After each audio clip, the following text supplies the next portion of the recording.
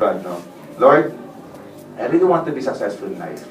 Okay? I really want to achieve all my dreams in life. If there's anything, okay, that hinders that success, please take it all away from me. Powerful ang prayer ko, no? Alam mo, totoo. Sobrang powerful yung prayer ko na yun. Kasi bakit? Hindi ko alam, malakas ko pala kay Lord. In a matter of 1 month, He took away everything.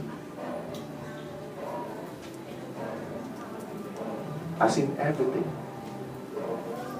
Kailan mo ba explain? Yes. Everything. Yung partner ko broke up with me. Okay? And then I got so desperate. Okay? Tapos I was forced to resign sa trabaho. Okay?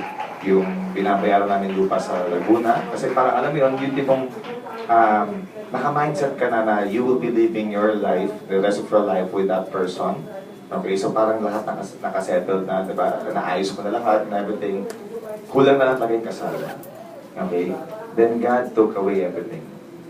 Okay? Even yung property, the car, talagang kinuha niya lahat yun. Okay? Alam mo ba nung kinuha niya yun, hindi ko na-realize na sagot pala yun sa panalangin ko.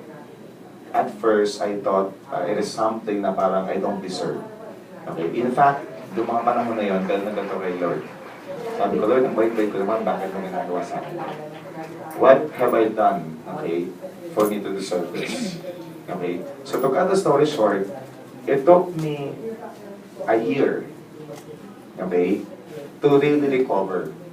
Okay? In fact, it took me 3 months para lumabas ng bahay. Lumabas ako ng bahay kasi kailangan ko samahan si Coach na kasi yung first car niya, binili niya. It was a second-hand na Honda City and si Coach na kasi wala siyang alam sa kotse, so alam niya kung may alam ako sa kotse. So, actually binili niya yung kotse na yun para lang lumabas ako ng bahay. Okay? Kasi for 3 months na yun, nanonood lang ako ng One More Chance.